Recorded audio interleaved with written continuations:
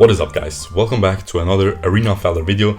Today we'll be looking at a very highly requested game, HKA versus IGP Day 2 group stages of the AIC 2019. A lot of you told me that we should for sure check out this Quillen because he will be doing some insane plays this game. Without spoiling anything though, we don't know yet if he will win, we don't know if he will lose, we don't know what kind of plays, but a lot of people were telling me to for sure check this guy.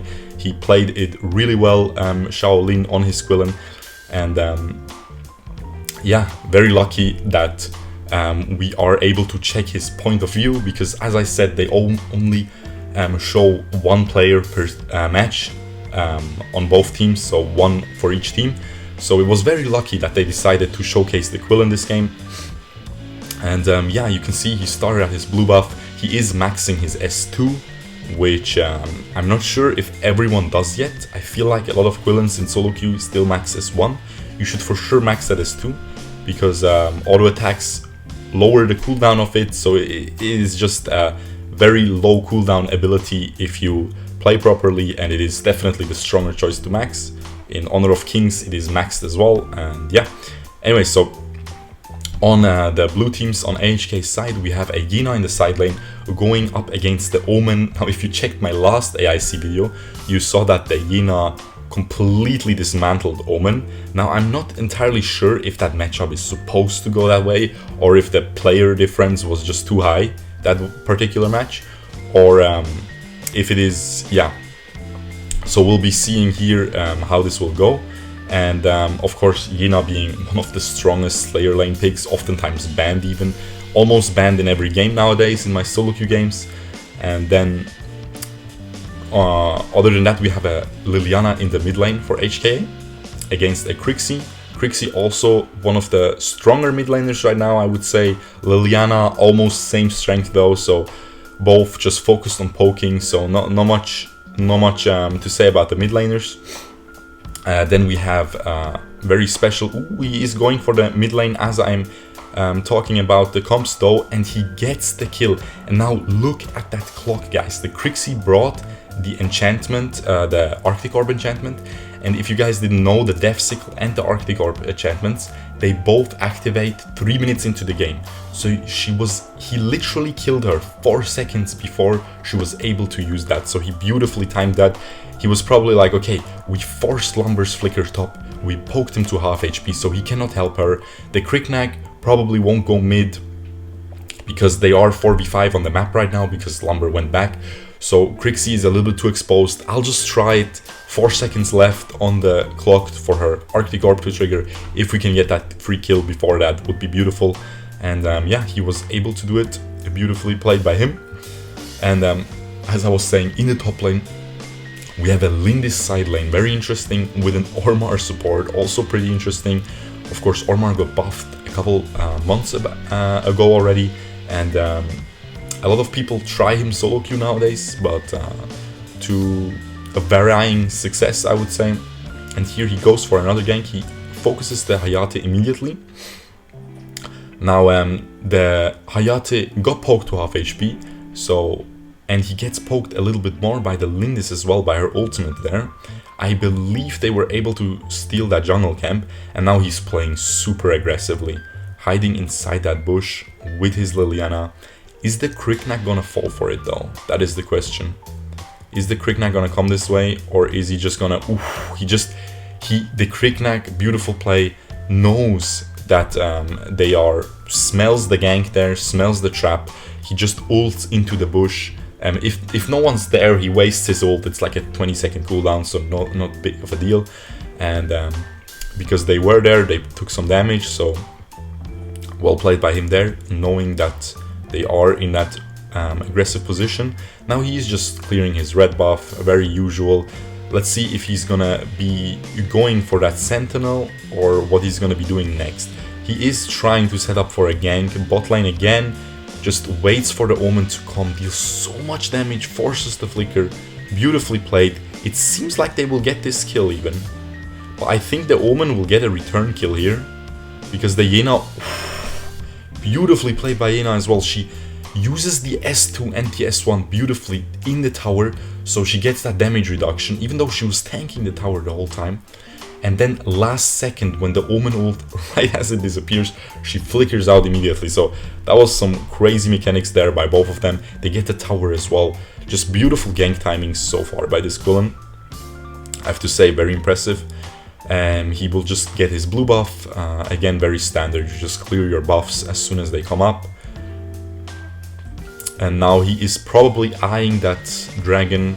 His Lindis is still full HP. You can see it on the avatars next to the minimap, top left. So he might try to set up for a gank here. Now the Lumber already has his flicker available again. So the top lane is not gimped anymore. So they have a pretty strong 2v2 with the Lumber ult. Combined with flicker, it can guarantee a hit because you can ult and then flicker to redirect it. And then with the Hayate ult, so they just have two great AoE ults. So of course it is kinda hard to siege top. But now he is again just going very deep with that ultimate, allowing him to move really fast into these bushes and just hide. And of course, whenever you might be asking, why is this Quillen not giving the blue buff to the Liliana? Because he doesn't have mana, he resets all his cooldowns whenever he gets an assist or kill, so why would he need the blue buff? Well, it is for the ultimate. It just becomes a ridiculously low cooldown with that 20% cooldown reduction, and yeah, basically it allows him to waste it to move between bushes like that, to just move in closer and to just even farm faster, you know, just moving across the map really fast, spamming that ult. Now his blue buff is respawning, there it is. They already got the bottom tower. They're probably trying to set up for a top lane tower. The Omen, we know he doesn't have flicker yet, I would say, for another maybe 10-15 seconds. But he is already out of range, very unfortunate for them. He gets some tower damage here. A little bit of a mistake by HKA. Very similar names. Yina is proxying that wave because she knows Quillen, Ormar and Liliana are pretty close. Lindis is very alone there. Cricknack is missing. They see on the little vision bird that the blue buff is up on the enemy team. So Cricknack must have been topside somewhere, so I guess that's why Lindis was aggressively pushing. They tried to go for a tower dive, but Omen is too tanky at this point with his S2. I'm gonna skip the back part, as always. See, he just uses his ult from the base with the blue buff. It is just so fast. Already up again. As I said, blue is a really good buff to have on Quillen. Now you can see the enemies are actually pressuring that top side now. They get a kill. They're probably gonna get a tower. Yes, they do. I think they already did. Not sure. Yes, they did. So the Quillen already had such an advantage. They probably could have forced some more aggressive plays top lane already, but they decided against it. Now the enemies struck and were able to get this. Now you can see though, while that was going on, Yina was pushing bot wave. The tower is already at half HP, the tier 2 tower. So HKA is still leading this series in terms of tower push. Beautiful. The Cricknack just gets silenced. His Death Sickle gets knocked off. So now that will not be available anymore for the entirety of this game. And he even died. So that is a beautiful pickup for this Quillen. I thought he was gonna... He's thinking about the Slayer. They're thinking about it because they poked the enemies. They stole the enemy blue. And the Cricknack is dead. But I still feel like it is a little bit, it would have been a little bit too aggressive. That's why he decided against it as well. I guess it was like a, let's just try. If it works, it's fine. If it doesn't work, we can just back out, right? Because the enemies are not going to force a fight 4v5 if you leave the Slayer. So I guess that's what he was thinking. It is a fine idea to try it out. And here, the Lumber is getting caught. He only S2'd, I think. He didn't flicker. So But he got poked to like 60% HP, so that's definitely a win for HKA. Are they able to poke this tower though? They are not with this wave. Lindis is already going bot. She's just gonna clear that wave. They're probably just waiting. They're waiting for a gank here actually. They try to go for Kriknak again, not able to this time. They take the little minion. They're probably gonna try to clear this Spirit Sentinel. Yena has to defend the top wave. He is trying to kill this Hayate. Nope, he's not able to. If he went in there, it would have been way too aggressive. Lumber was there. He quickly realized that, so well played there. 3-0 though, he's really juiced up. He has all of his team's skills so far. But it is a very passive game. Of course, pro play, guys, always being passive. You have to play really safe because there's a lot at stake in these games, right? It's not just a star in solo queue. It's about a lot of money. It's about a lot of pride, especially for these players. So they definitely want to do as well as they can. He completed his claves right now. So of course this is the huge power spike for Quillen. He immediately starts to do the Slayer because he just deals so much damage to it now. And Lindis is also really good at taking it, so beautiful. This was kind of a cheese, because if the enemy would realize, they would of course stop it. But it still worked out well, so well played by him. He took the chance, it worked out. It probably shouldn't have worked out, but it is fine. As long as it works, it's fine. I mean, if it didn't work out, if they came earlier, the enemies, they weren't that danger. They would have just jumped away, right? Quillen just ults away, runs away. Lindis runs even faster than Quillen with ult, so through the bushes. So really not much of a risk there. They are just trying to get this bot lane priority by clearing the wave. The enemy, Kriknak, wastes his ultimate. The Hayate goes in really deep. His Death Sickle was still available though, so only that got popped. But look at this Quillen. He has his ult in 3 seconds, 4 seconds available. He can clean this fight. Yes, he can completely clean this fight now. He can kill everyone. Yena almost killed the Crixie. Yep, he killed both the jungler and the support now, and he's trying to fish for more. But the enemies, of course, know that. They know the Quillen was about to pop off, so they all just instantly ran away, spreading as far as possible. Like the Lumber walked the opposite way because he knew if he just keeps walking towards Crixie, the Quillen will get the reset onto him, use his ultimate, chase the Crixie, and just, yeah, absolutely one-shot her as well. Look at this Lindis damage. That is why this hero is banned in most games, this AIC. It's just a super ridiculously strong hero. Well, to be honest, it's not the damage, it's just the fast moving, allows her to farm so well, even as a side laner. She wasn't even jungling, and you know jungle has more farm usually, but a jungle Lindis usually has more farm than a side lane Lindis, because she even clears the side lane waves, because she just keeps walking between waves, between the jungle camps, and just clears everything instantly. But this Lindis was a side lane Lindis, so even should be having less damage than a jungle Lindis, but still, it's just ridiculous. Especially building that Frost Cape, not even Omni Arms, and she's still dealing that kind of damage to the Crixie.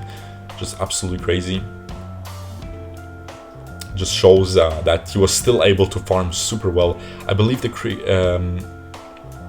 Quillen was donating a lot of red puffs to the Lindis, and she was making it worth. You see the damage, it was definitely worth.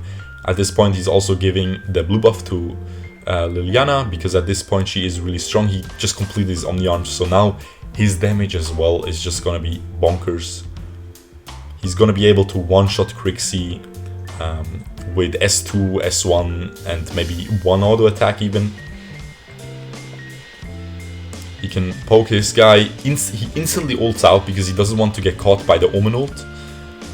So he just pokes in, uses S1, and instantly jumps out in case the Omen ults towards him. Because yeah, then the Omen would die, but killing the 5-0 Quillen is definitely more important than keeping an Omen alive. So he probably thought about doing that. They get the Slayer, the Dragon, they get a revival buff onto the Quillen.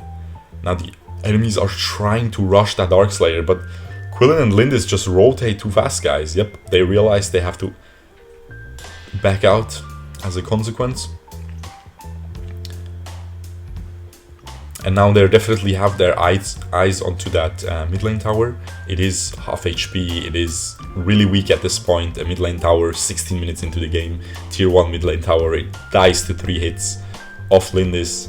So he gives the red buff again to Lindis. So she has the double cancer slow, you know, the red buff and the frost cape. So she is just gonna be impossible to deal with. Kriknak cannot one-shot her. She's probably gonna complete her Bow of Slaughter soonish, and with that he will jump on her. She will just use her Bow of Slaughter and instantly heal full with one auto attack. Now the Quillen is probably pinging them, or telling them in voice rather, to go back because this Hayate was pushing out the wave. And now he might be telling them, okay, play it slow, play this team fight slow, I will follow up, I will kill everyone. And this seems like exactly what he's trying to do.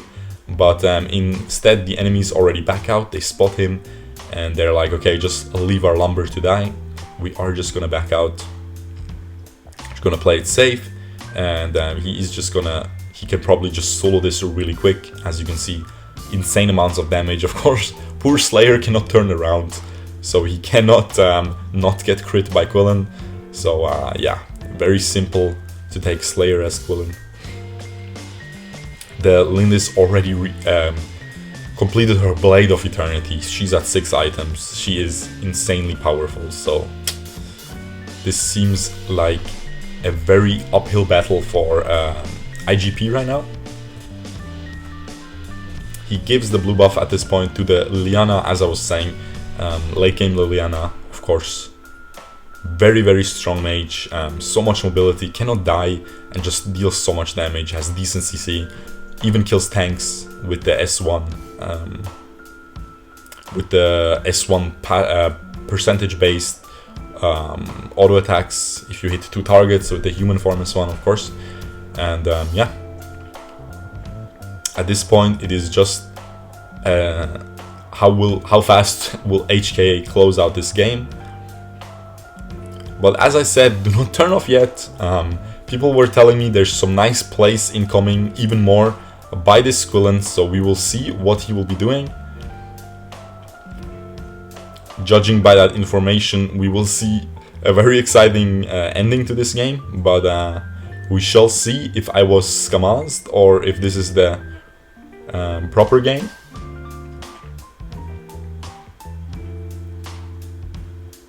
He's probably gonna take this. No, he gives it to Yina. I guess he was trying to take it. He was probably telling her, give it to me, but the other player was probably like, nah man, just give it to me. But I think it is good on Quillen because it gives him even more movement speed. He is pre-ordering the Death Sickle in case he dies while he's reviving. With the Blade of Eternity, he just opens the shop real quick, sells the Blade of Eternity, buys the Death Sickle, and surprises the enemies with another 1 second of immortality, where he can of course get resets and stuff and completely snowball the team fight. So we will see if that will be the case this game. They're just waiting for the Slayer right now, I mean for the Dragon here.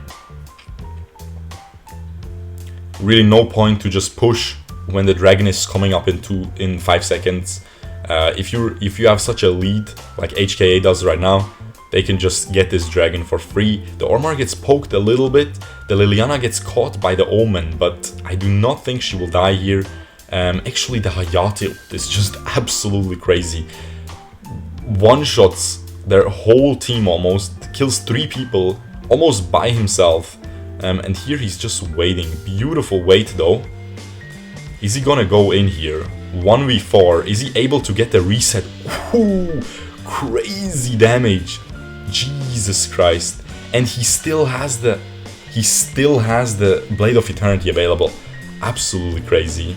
He gets a triple kill. Lindis follows up for the last 2 kills. They get a 2v5 ace. Absolutely insane. He saves the whole game. That was some crazy damage. Let's look at it again real quick, just at the damage. Yeah, just look at this damage, guys. Absolutely crazy. He just goes in and crits like 3 people. They were just clumping up. I mean, they were asking for it, if you're asking me. But he is able to get all of them, and beautiful cleanup there by his Lindis. They instantly go bottom lane. Are they able to win this game though right now? Are they able to? He sells the jungle item for the Fenrir, so he's gonna be dealing even more damage right now. But of course doesn't have the punish available on the enemy heroes, but it doesn't matter. Still 12 seconds remaining on the lowest respawn timer. They are able to end the team. You do not see his face cam, but I saw it. He's super happy about that performance. Rightly so. Absolutely crazy game. Yeah, so I will actually try to show you his damage. We go to the main camera. By the way, people ask me how to do this. You just go to the GCS channel, right? And then you just go to the second camera. We can even look at it from the...